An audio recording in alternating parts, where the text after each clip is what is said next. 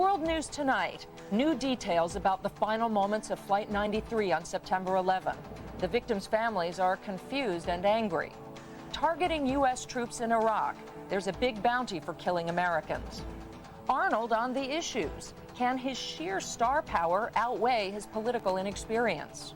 New warnings about hormone replacement therapy. Millions of women wonder whether it's worth the risk. We'll take a closer look. And meet the Game Boys. Their parents were wrong. They can make a living playing computer games. From ABC News World Headquarters in New York, this is World News Tonight with Peter Jennings. Reporting tonight, Claire Shipman. Good evening. We begin tonight with the new questions about exactly what happened aboard United Airlines Flight 93 on September 11th. Some elements of the story are not in dispute. The government has said all along that Flight 93 was headed for the White House. Still, in the congressional report on the hijackings, there is a new version as to how the plane went down that's been overlooked until now. Here's ABC's Bob Jamieson. The government's theory of the crash is at odds with what the families have always believed. United 93, Cleveland. United 93, Cleveland. United 93, with 33 passengers and a crew of 7, bound from Newark to San Francisco, was seized over Cleveland. A hijacker believed to be Ziad Jarrah is heard on air traffic control tapes as he was talking to the passengers. Please sit down and keep remaining sitting. We have a ball aboard. United 93 turned back east. It crashed 40 minutes later. Glory, glory. Everyone agrees the passengers did organize some sort of resistance. But the government's new analysis, buried deep in the 858-page 9/11 report, says the hijackers caused the crash on their own and leaves open the question of whether the passengers ever made it into the cockpit. Based on secret testimony from FBI Director Robert Mueller, it says the tapes show one hijacker told Jarrah to crash the plane. Jerry and B. Guadano, who lost their son Richard, listen to the tapes and don't buy the government's version. I was quite surprised at this new interpretation of what occurred. I feel very distressed. Alice Hoagland isn't convinced either. It was the last 5 to 7 minutes of the cockpit voice recording that would convince any rational person that yes, indeed, the passengers did make it into the cockpit, and yes, indeed, a struggle ensued for the controls. Hoagland's 31-year-old son Mark Bingham died in the crash. I knew that Mark and the others had rallied to thwart the hijackers. I knew it because I knew Mark Bingham. The FBI said today none of this should diminish the heroics of the passengers and crew. But one family member said it did. And another said he now wonders what else the government isn't telling him. Bob Jamieson, ABC News, New York. Now to Iraq. The FBI is sending a team to investigate yesterday's car bombing at the Jordanian embassy in Baghdad. The death toll from the attack has risen to 19. Meanwhile, overnight, another U.S. soldier on guard duty in Baghdad was killed, the third combat death in the last 2 days. And at the end of this particularly violent week, 100 days after he said major combat was over, President Bush offered an upbeat assessment of how things are going in Iraq. ABC's John Cochran is in Crawford. The president's aides say he feels not enough attention is being paid to progress in Iraq. Today, he tried to change that. Iraq is more secure. The economy of Iraq is beginning to improve. But Mr. Bush refused to say how long American forces will remain or how much reconstruction will cost. He said he'll inform Congress at the appropriate time. We generally don't do our estimates on the back of an envelope. The president was defending himself 100 days after assuring the nation that the U.S. and its allies had prevailed. Major combat operations in Iraq have ended. Since the president gave that assurance, 59 Americans have been killed, 399 wounded. Yesterday, the Democrat who narrowly lost to Mr. Bush joined the critics. Too many of our soldiers are paying the highest price for the strategic miscalculations, serious misjudgments, and historic mistakes that have put them and our nation in harm's way. To deal with such critics, today the White House released this 24-page report claiming improvements in everything from the lives of Iraqi women and children to signs of better security, saying most of Iraq is calm. Only in isolated areas are there still attacks. But on an average day, American forces in Iraq face 12 attacks, and not just in isolated areas, but in major cities, including Baghdad. Administration officials tell ABC News they overestimated the danger from fundamentalists in southern Iraq and underestimated the danger from the remnants of Saddam Hussein's regime. As for the attacks from Al Gore and others, And it's pure politics. politics or not, the criticism has stung. That's why the president wanted to give his side today. John Cochran, ABC News, Crawford, Texas. And also in Iraq today, in the city of Tikrit, the U.S. staged a series of raids aimed at stopping attacks on Americans and cutting off the flow of money that's motivating the attackers. In Tikrit, here's ABC's John Berman. The targets this morning were arms dealers. American snipers killed 2 Iraqis who had guns, ammunition, and materials to make explosive devices, the kind used to attack U.S. troops. Fuse goes through here. Officials say much of the violence in Iraq now is fueled by money. The price for killing an American has increased in recent weeks to as much as $5,000. The pay has significantly gone up, which is a good thing because that means they're starting to have trouble recruiting people to conduct attacks against U.S. forces. The military says its raids aimed at countering these attacks have been effective because they are fast and powerful. In Tikrit today, the snipers opened fire the minute they saw their targets. We did not give them the chance to engage. If you are walking around with weapons in this city, you become a combatant at that point. But there is concern that this shoot first and ask questions later posture is going too far. Ransacking homes, women and children pulled from their beds. Now our children are not safe, she says. The troops are coming into our houses and killing them. The military acknowledges some innocent people have been hurt and is now offering compensation, in part to prevent revenge attacks. The U.S. has responded to more than 1,100 claims, shelling out more than $250,000 for property damage and at least 2 wrongful deaths. In the heat of the moment, restraint is a hard lesson to teach, but sometimes instead of a kick, it is better to wait for the key. John Berman, ABC News, Tikrit. Meanwhile, back here at home, that California chaos, the roller coaster recall election. President Bush, for the first time, weighed in on the situation today, giving Arnold Schwarzenegger what sounded a lot like an endorsement. You know, as I say, I'm interested in the process. It's fascinating to see who's in and who's out, and yeah, I think he'd be a good governor. Californians have only 60 days to decide whether they want Schwarzenegger to run their state. But so far, he hasn't said much about how he'd govern, and he's mostly dodged the few tough questions he's faced. He insists his lack of political experience doesn't matter. ABC's Judy Muller explains. Day 2 of the Schwarzenegger media blitz, and the candidate is on a roll. I'm having a great time with this campaign. I have so much energy. I have so much fire. But not so much substance on specific issues. Not that reporters aren't trying. What about gay marriage? Well, I don't want to get into that right now because as we go on with our campaign, we will be addressing all of those issues. Of course, he himself has raised important issues, the education crisis, the budget mess, but so far he's offered no detailed solutions. Give me some specifics, Arnold. How are you going to turn it around? Well, I think the first and most important thing is to know that it takes leadership.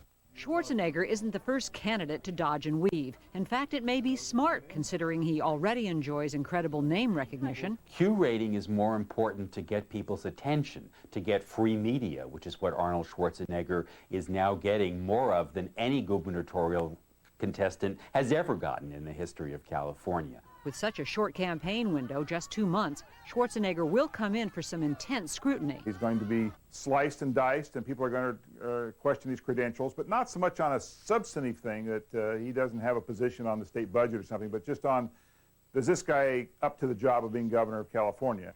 In the past, the actor's indicated he's for a woman's right to choose and gay marriage, which upsets the right. And he's against gun control, which upsets the left. So he's likely to avoid those issues. You can always make a mistake when you're specific. You can't make a mistake when you're spouting a slogan or quoting a beloved line from a movie. So don't expect the leading man to stray very far from the script. Judy Muller, ABC News, Los Angeles. And here to help us sort through what's going on in California is George Stephanopoulos, anchor of ABC's This Week. George, what's the Democratic strategy for taking on Schwarzenegger? Well, 2 Democrats are already in the race, Lieutenant Governor and the insurance commissioner. Meanwhile, the Democrats are preoccupied with themselves right now, though. A lot of people behind the scenes in the Democratic establishment are working to get another candidate in the race to unify the party, but they're not having any luck yet. And meanwhile, Gray Davis, the governor, is digging in. He's not going anywhere. He's raising money for a long fight. And is the field basically set at this point? Well, we just got a new candidate just a few minutes ago, Peter Uberoth. He's the former baseball commissioner, and he's the man who brought the Olympics to L.A. in 1984. He's a Republican, but he's going to run it as an independent. And he took, as he got in, what looked like a shot at Arnold, saying California is going to need a serious leader to take on serious challenges. Claire? All right, George Stephanopoulos, it will be an interesting week on This Week Sunday. We'll all tune in. Thank you. And when we come back, sudden tornadoes, blazing heat, and endless rain. What's causing the wild weather? And the new study about hormone replacement therapy. Millions of women wondering what to do. We'll take a closer look. This is World News Tonight with Peter Jennings. Brought to you by Lamisil AT.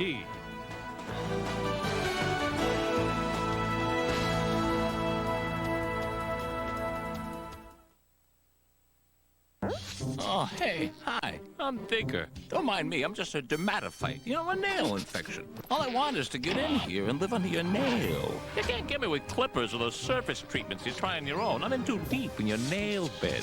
I'll make myself comfortable, invite a few friends. Settle in. Do you have thick, discolored, or flaky nails? Millions of people do. It may be caused by an active live infection. That's why you should ask your doctor about prescription-only Lamisil. Unlike surface treatments, Lamisil is a pill that works through the bloodstream to target and attack the infection at its source, under the nail. In fact, you can start to see clearer, healthier nails in just 3 months. Lamisil isn't for people with liver or kidney problems. Barely serious side effects in the liver or serious skin reactions have occurred, so your doctor may do a simple blood test. Other side effects including headache, diarrhea, indigestion, and rash were generally mild. Ask your doctor about Lamisil, the #1 brand for treating infected nails. Once daily Lamisil tablets. Get your nail infection where it grows. How did we get the natural fiber of Metamucil powder into convenient capsules? Let's just say it wasn't easy. All the benefits of Metamucil in capsules. Get regular, stay regular, the convenient way. Not one of these allergy medicines can give you long-lasting seasonal allergy relief without the risk of drowsiness.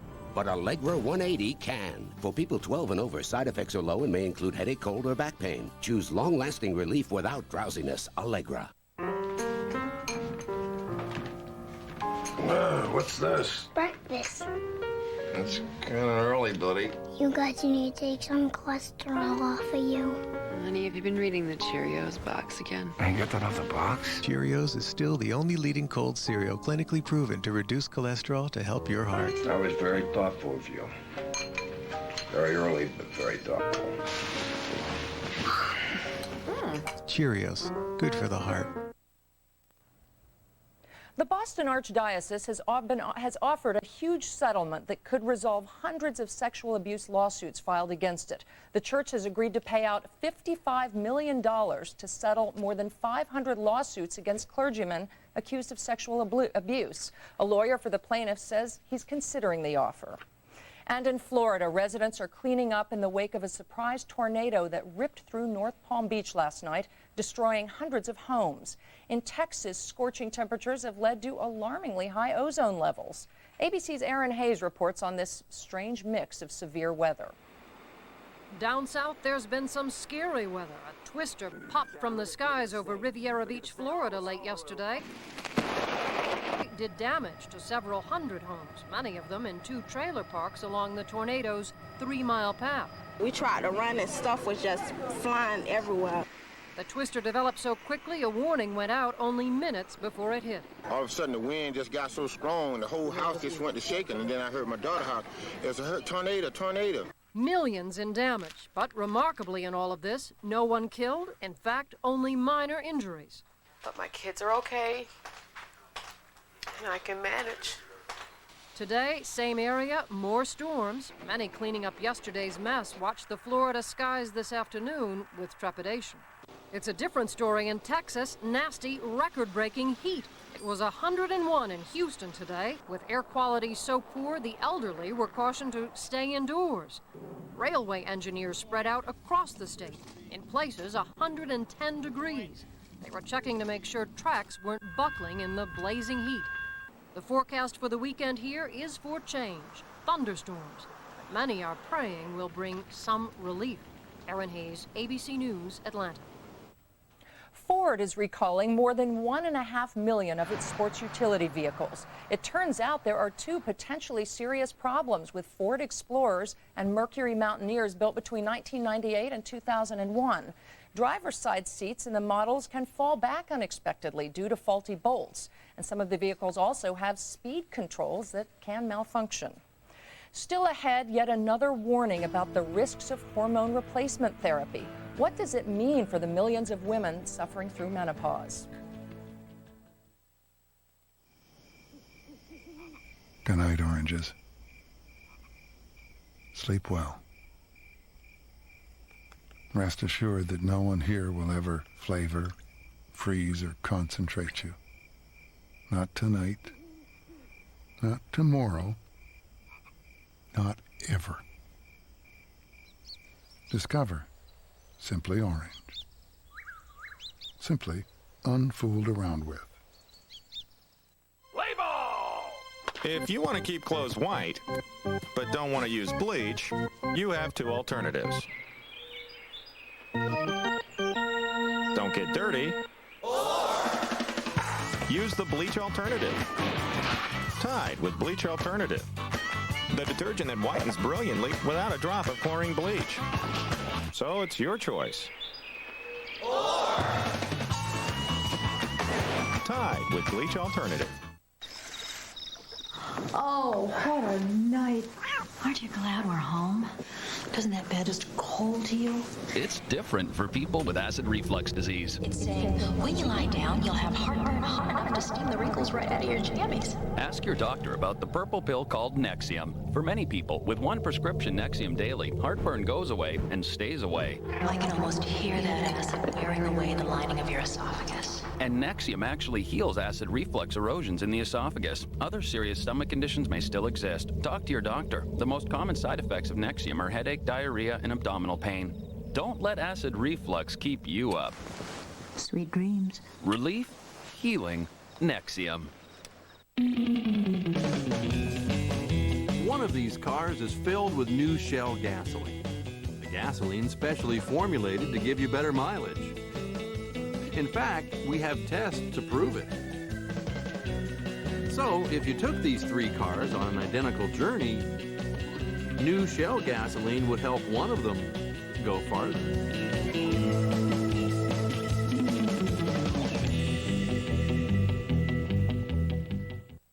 Fix-It Complete Denture Adhesive. The strong hold you expect, plus more. A better fit. Fresher breath. Fewer stains. Less soreness. Fix-It Complete and forget it. Next week, it's a mess out there. Crowded airports, crumbling highways, crumbling schools. You know the problems. Now, finally, here come the solutions. Smart and easy ways to making your life easier. Next week on World News Tonight.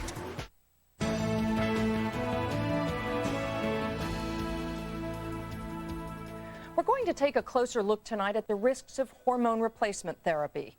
Each day in America, an estimated 4,500 women reach menopause. A new study published today in the British journal The Lancet has some discouraging news. It tracked 1 million women, 50 to 64 years of age, who use two very common forms of hormone therapy.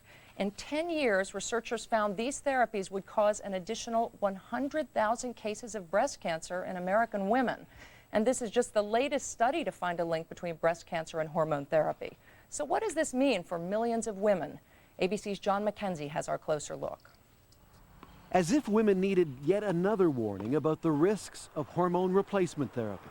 Most people I know, I think, are really reluctant at this point. And it does create some concern. The study out today found that within 6 years, women on hormone replacement therapy had a 22% greater risk of dying from breast cancer than women not on the hormones.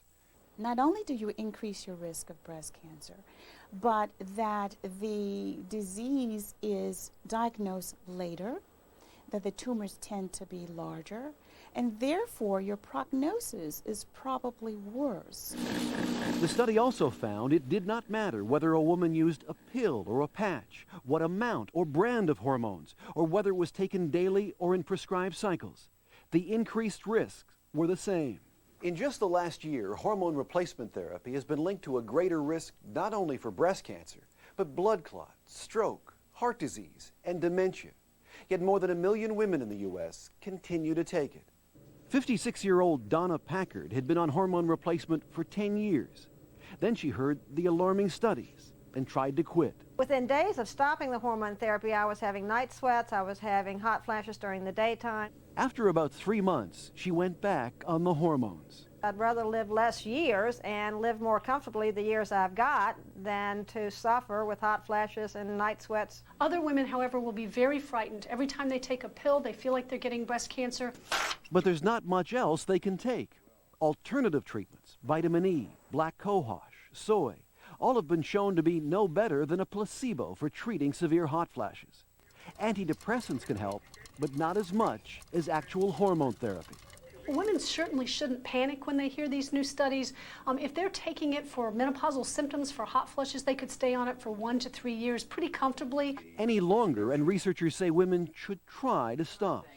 The good news from today's study, for those women who can quit hormone therapy, the risk for breast cancer gradually declines. 5 years after they stopped, women faced no greater risk than those who had never taken hormones. John McKenzie, ABC News, New York. And if you want to find out more about the risks of hormone replacement therapy, go to abcnews.com. When we come back, do computer games qualify as a sport? Ask the pro athletes of the cyber generation. This is our full-time job as opposed to a lot of people our age who are flipping burgers.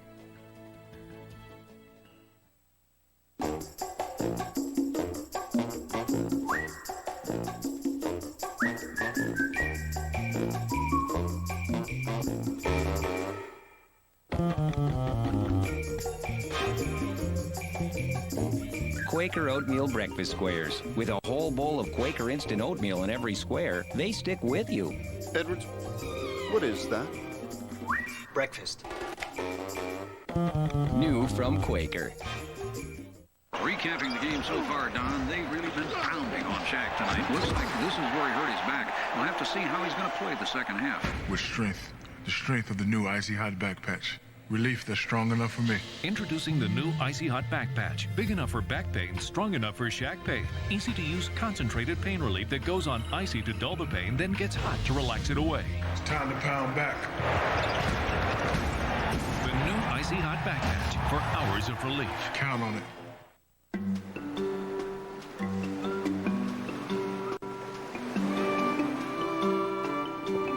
LL Bean clothing and gear have long been designed to help you cope with most every kind of climate, including the economic climate. This fall, you'll find remarkable values at LL Bean. Every item still made to last with our 100% guarantee of satisfaction. Call today for your free catalog.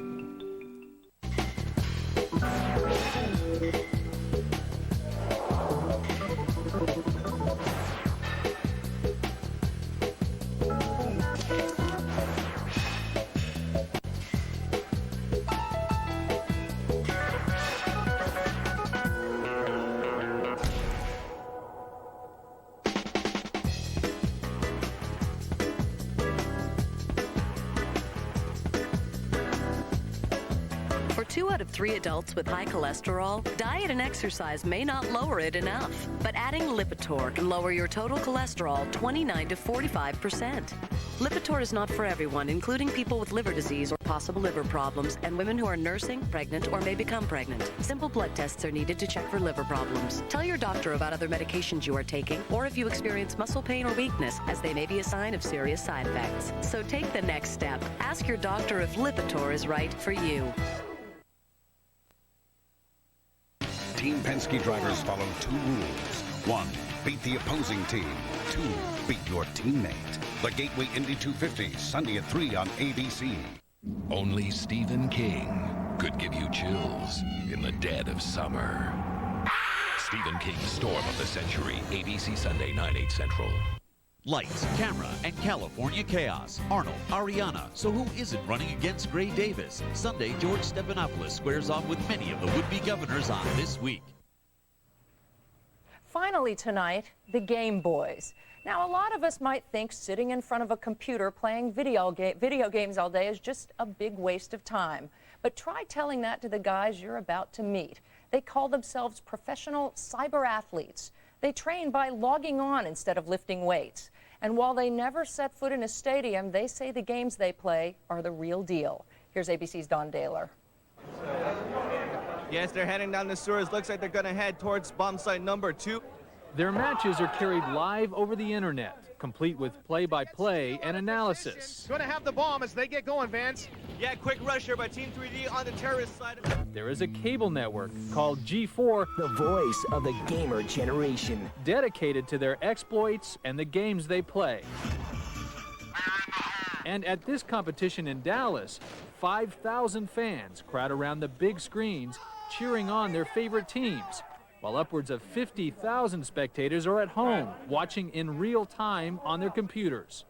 Angel Munoz is the tournament founder. We really want this to be the NFL of gaming. Our goal is to really bring this to the masses as a sport. A professional sport, complete with coaches, sponsors, salaries, and in the case of the Cyber Athlete Professional League Championships, serious prize money.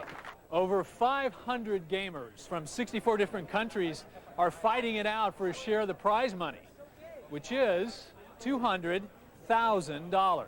This is our full-time job as opposed to a lot of people our age who are flipping burgers or doing anything else. I mean, we get to play video games for a living. David Geffen is a member of the CPL returning champs, Team 3D. They've traveled to Europe and Asia this past year to compete with the world's best. Sean Morgan is the team's oldest player at 23. So you get to travel all over the place All and over play the games for a living. Yep. That's a rough life. Yes, it's very tough. The life of a professional gamer may not be tough, but the competition can be. The game is Counter-Strike. Good guys against terrorists. They work hard. They're under a lot of pressure. There's cameras. There's a public. There's so much going on around them. And for them to excel, they have to be the best. On this day in Dallas, the best were gamers from Sweden. Their share of the pot, $60,000. As for Team 3D, they had to make do with 28 grand, all in a day's work. Don Daler, ABC News, Dallas.